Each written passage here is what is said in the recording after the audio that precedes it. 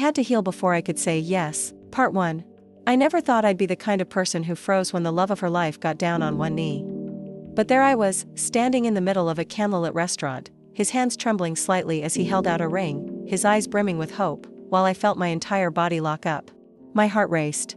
My mouth went dry. And instead of the yes that should have burst out of me, there was silence.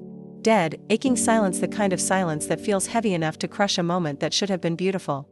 I saw confusion flicker in his face, then hurt, then something worse, doubt.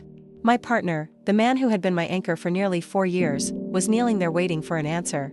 And all I could do was whisper I don't know. The entire room blurred after that. I don't remember how the waitstaff looked at us, or the couple at the next table whispering behind their menus. I just remember his face, the way it fell as he slowly lowered the ring box. He didn't push me. He didn't beg. He just nodded once, stood up, and quietly asked for the check. And I hated myself for it because the truth was, I loved him. God, I loved him. I loved the way he always saved the last bite of dessert for me. The way he rubbed circles on my back when I had nightmares. The way he saw me, really saw me, when I felt invisible in my own skin. He was the kind of man people dream of finding. And yet he couldn't say yes. On the drive home, he barely spoke. His knuckles were tight on the steering wheel, his jaw set in a line I'd never seen before.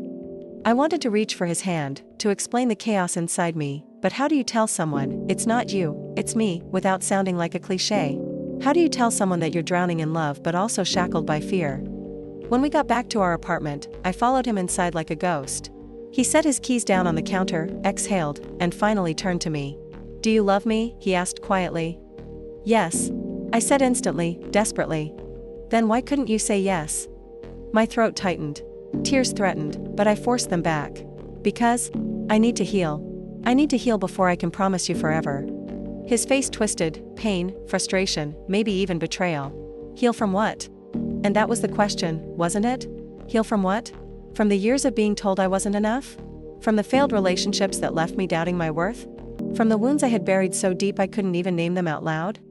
I didn't answer him that night. I couldn't. Instead, I walked into the bathroom, shut the door, and pressed my forehead against the mirror.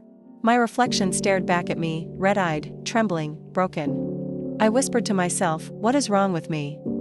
But deep down, I already knew. We met 4 years ago, and it felt like fate at first. It was at a friend's birthday party, one I almost skipped because I was tired, overwhelmed, and not in the mood to be social. But something nudged me to go.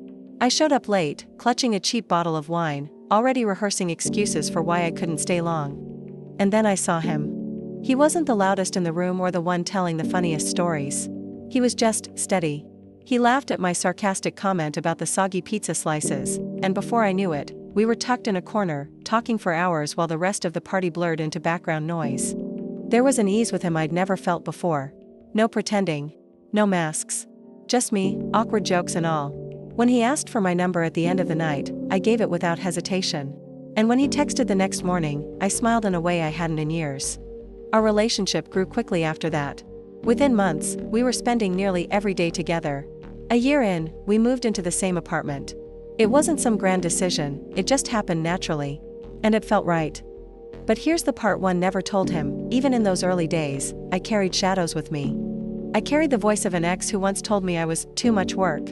I carried the sting of my parents' marriage, which crumbled in front of me as a teenager. I carried years of silence where I convinced myself my needs didn't matter, that being chosen was more important than being whole. So when he asked me to marry him, all those shadows rose at once. They stood between us like ghosts whispering, "You're not ready. You'll ruin this. You'll end up just like before." And maybe they were right. That night after the failed proposal, I couldn't sleep. I tossed and turned while he lay beside me, his body stiff, his breathing uneven.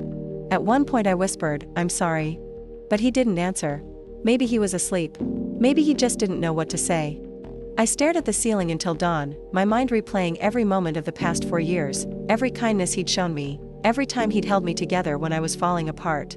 And then, inevitably, the image of him kneeling with the ring, waiting for an answer I couldn't give. The guilt was suffocating. But beneath it, buried under layers of fear, was something else, clarity. I couldn't say yes because I hadn't said yes to myself yet. I hadn't chosen me. I hadn't healed. And until I did, I couldn't promise forever to anyone, not even him.